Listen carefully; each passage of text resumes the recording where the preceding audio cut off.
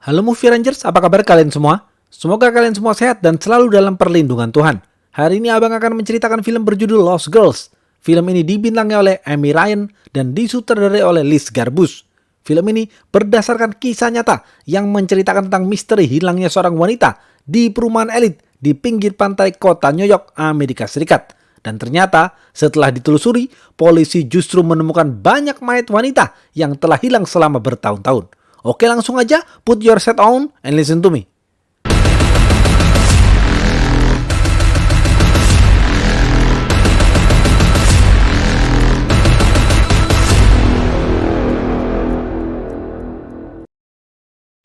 Pemeran-pemeran film ini antara lain, Mary adalah seorang ibu dari 3 anak, Richard adalah kapolsek, Dean adalah polisi bahlul, Hackett adalah dokter.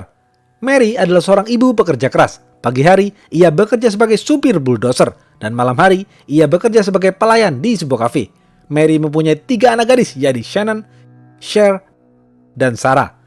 Cher dan Sarah tinggal bersama Mary di kota Ellenville, sedangkan Shannon hidup sendiri di luar kota, tepatnya di kota Long Island. Sarah memiliki gangguan penyakit jiwa yang membutuhkan obat khusus. Suatu hari, Mary ditelepon kepala sekolah Sarah.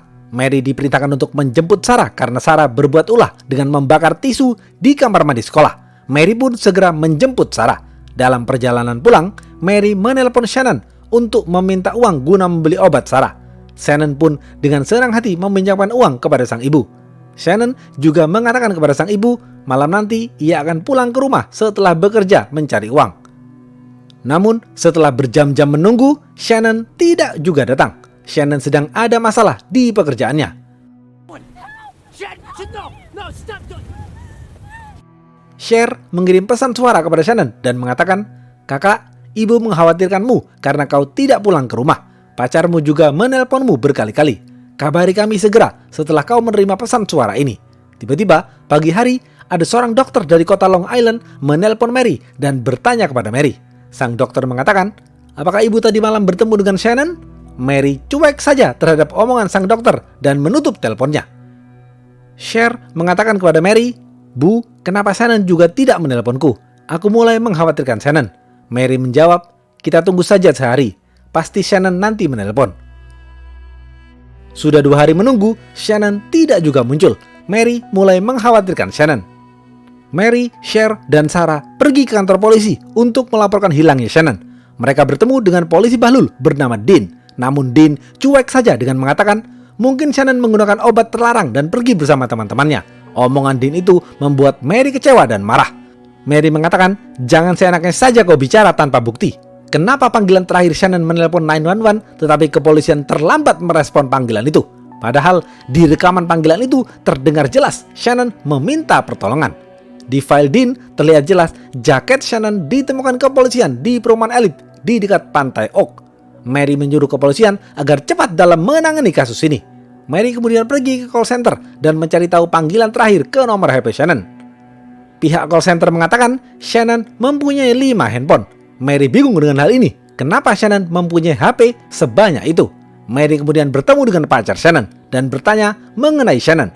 Sang pacar mengatakan, "Aku tidak tahu di mana Shannon. Shannon bekerja di kota Long Island dan tidak pernah kembali.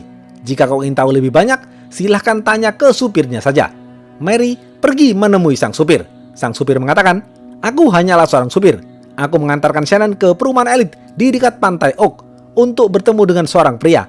Tiba-tiba, dia panik dan berlari entah kemana. Sejak itu, ia menghilang." Besok pagi, tidak sengaja seorang polisi sedang mempersilahkan anjingnya untuk buang air kecil di pinggir pantai Oak. Tiba-tiba, polisi itu mencium bau mayat. Kepolisian lalu memeriksa pantai Oak dan menemukan 4 mayat yang sudah menjadi kerangka yang terbungkus dalam karung goni. Police aren't saying much, but what we do know is that a police dog picked up a scent and a canine officer, knowing there was a missing persons report, brought in a search team. Berita ini menyebar di sosial media. Kapolsek turun tangan dan mendatangi TKP. Kapolda menelpon Kapolsek dan mengatakan, "Pak Kapolsek, segera atasi masalah ini.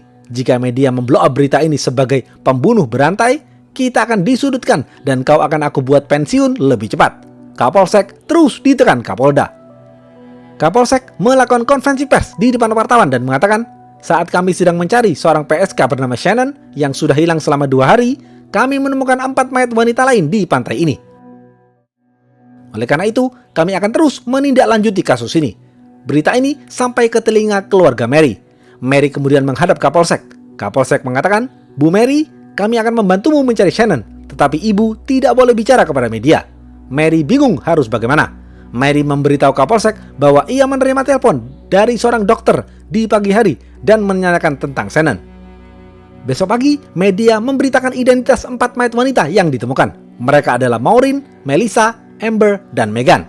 Mereka semua ternyata sudah hilang sejak tahun 2007. Kepolisian terus berupaya mencari PSK yang masih hilang bernama Shannon. Berita itu membuat Mary, Cher, dan Sarah tidak nyaman karena kepolisian dan media terus menyebut Shannon adalah seorang PSK. Kapolsek menginterogasi pacar Shannon. Pacar Shannon mengatakan, aku sempat mencari Shannon di Pantai Oak, tapi tidak menemukannya. Aku juga bertanya kepada penyewanya bernama Brewer, namun Brewer tidak tahu di mana keadaan Shannon. Lalu aku bertemu dengan pria tua pincang yang berniat membantuku mencari Shannon. Kapolsek juga menginterogasi supir Shannon. Supir Shannon mengatakan, malam itu saya mengantar Shannon ke rumah salah satu penyewanya bernama Brewer. Namun tiba-tiba Brewer mendatangiku dan menyuruh membawa kembali Shannon karena Shannon terus berteriak. Aku kemudian masuk ke rumah Brewer dan melihat Shannon sedang jongkok sambil gemetar badannya di pojok karena ketakutan. Shannon lalu berlari keluar dan menelpon 911. Setelah itu, Shannon menghilang ke arah rawa-rawa. Tak lama kemudian, kepolisian mendatangi rumah warga di perumahan elit dan menangkap Brewer untuk dimintai keterangan. Tetapi setelah melakukan tes poligraf dan interogasi, kepolisian membebaskan Brewer karena tidak adanya bukti. Hal ini membuat Mary marah kepada kepolisian. Mary tidak bisa mengandalkan kepolisian. Mary bergerak sendiri dengan menyebarkan selebaran bertuliskan Shannon telah menghilang. Mary juga marah kepada warga perumahan elit karena warga di sana bungkam dengan ditemukannya 4 mayat wanita itu. Kapolsek terus menyelidiki kasus ini. Kapolsek mendapatkan informasi bahwa Shannon sejak kecil dimasukkan Mary ke panti asuhan. Saat dewasa, Shannon menjadi seorang PSK.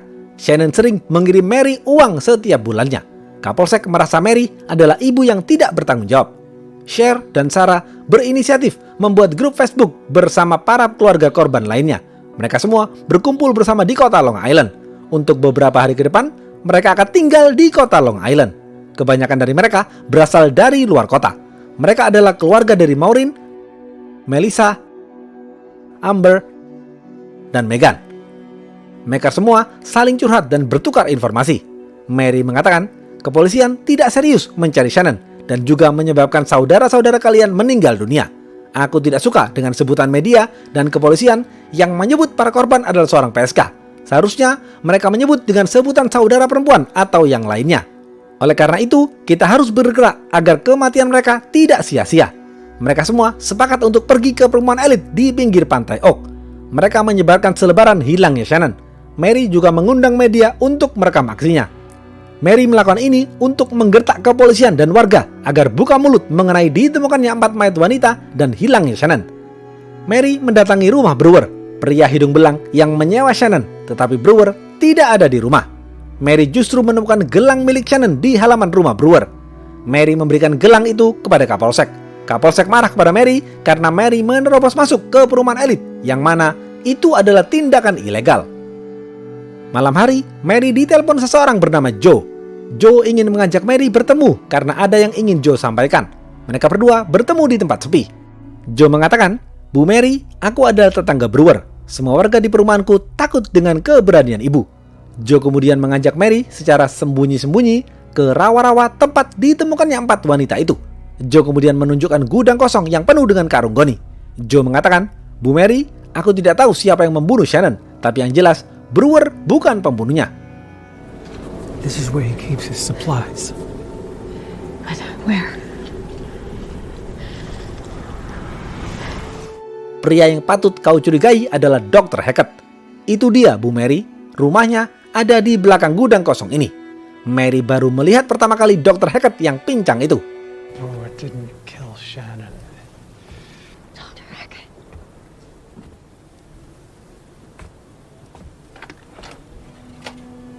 Setelah melihat Dr. Hackett, Mary langsung melaporkan hal ini kepada Kapolsek dan Dean. Dean mengatakan, "Bu Mary, semua orang banyak yang memiliki karung goni di rumahnya. Untuk apa kau mencurigai Dr. Hackett?" Mary menjawab, "Diam kau, Dean. Untuk apa seorang dokter mengumpulkan karung goni?" Mary kemudian memberanikan diri pergi ke rumah Dr. Hackett. Mary melihat ada CCTV di sekitar perumahan elit itu. Mary masuk ke dalam rumah Dr. Hackett dan bertemu dengan istri Dr. Hackett. Mary melihat banyak sekali foto kepolisian bersama Dr. Hackett. Artinya, Dr. Hackett bersahabat baik dengan kepolisian. Beberapa menit kemudian, Dr. Hackett muncul di hadapan Mary. Dr. Hackett dengan murah senyum memperkenalkan dirinya bahwa ia sudah hidup di sini selama 30 tahun dan menjadi ketua RT di sini. Tanpa basa-basi, Mary bertanya kepada Dr. Hackett, "Dr. Hackett, mengapa pagi itu kau menelponku?" Dr. Hackett menjawab, "Aku tidak pernah menelponmu." Mary jengkel karena Dr. Hackett berbohong. Mary juga jengkel karena Dr. Hackett sudah menghapus rekaman CCTV itu. Mary melaporkan hal ini kepada Kapolsek.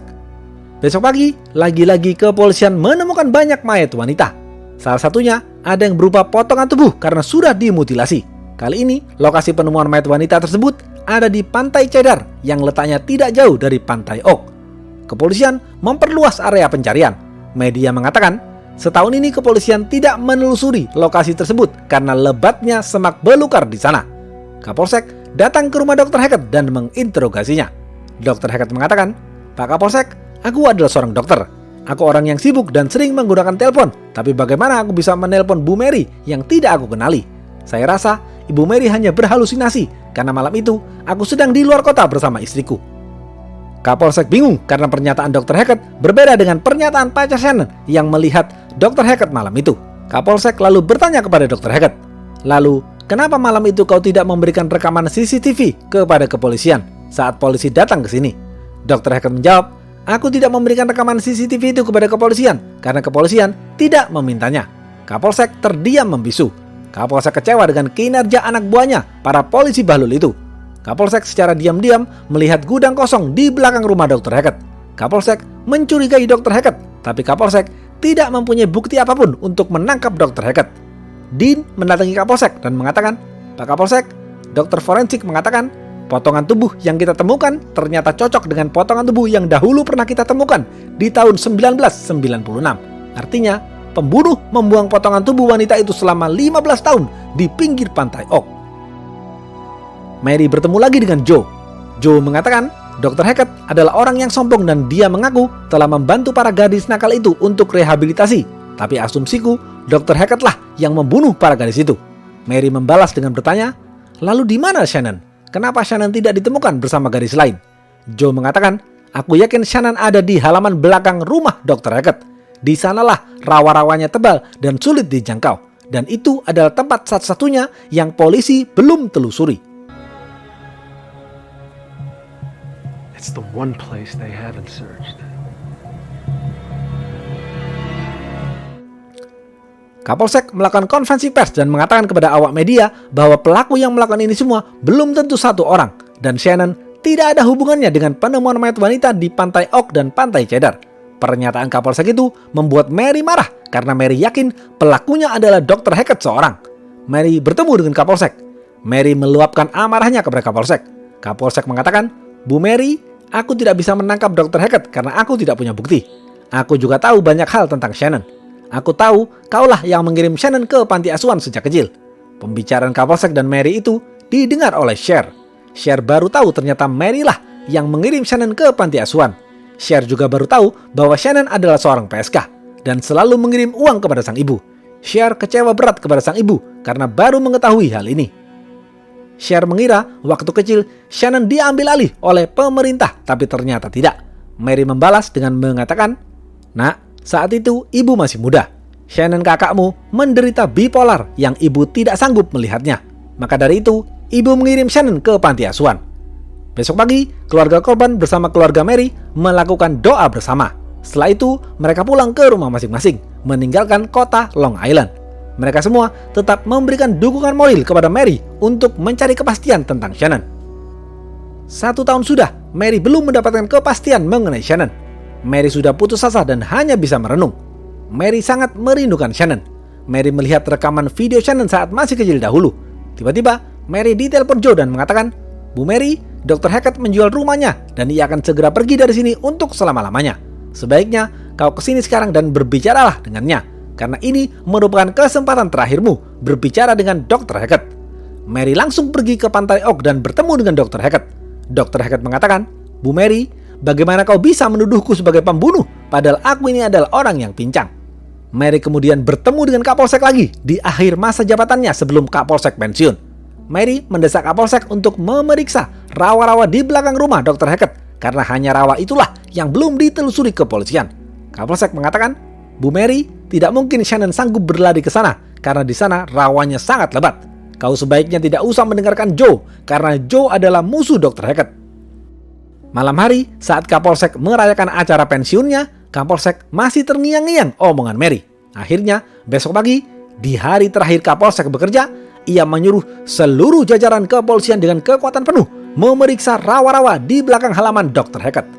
Mary dan seluruh keluarga korban mendatangi rawa-rawa itu dan menunggu hasil pencarian polisi. Dan ternyata setelah beberapa hari mencari, kepolisian menemukan sesuatu. Kapolsek memanggil Mary untuk melihat secara langsung apa yang polisi temukan.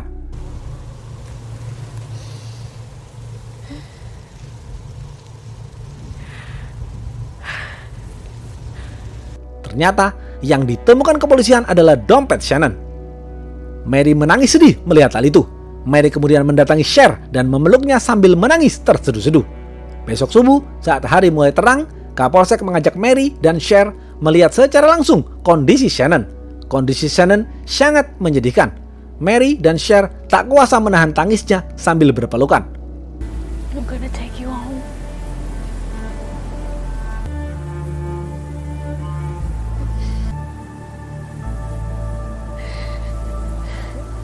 Mary dan seluruh keluarga korban akhirnya melakukan konferensi pers dan mengatakan kekecewaannya kepada kepolisian karena terlambat dalam menangani masalah ini, sehingga membuat banyak gadis kehilangan nyawa. The police failed us. They failed every one of our girls. Habis. Di akhir film ini diceritakan bahwa otopsi independen terhadap mayat Shannon membuktikan Shannon meninggal karena dicekik dan dibunuh. Dan tidak ada bukti bahwa Shannon menggunakan obat terlarang. Hal ini bertolak belakang dengan pernyataan kepolisian bahwa Shannon meninggal karena terpapar cuaca. Sudah 16 mayat wanita yang dibunuh oleh pembunuh berantai di Long Island. Sampai saat ini belum ada tersangka dalam kasus ini. Pada kenyataannya, catatan telepon membuktikan bahwa Dr. Hackett menghubungi Mary dan menanyakan tentang Shannon. Mary dan keluarga sampai sekarang masih menuntut Dr. Hackett di pengadilan agar Shannon mendapatkan keadilan. This is my daughter Shannon, and she won't be forgotten. She never will be forgotten, and we are gonna continue to fight.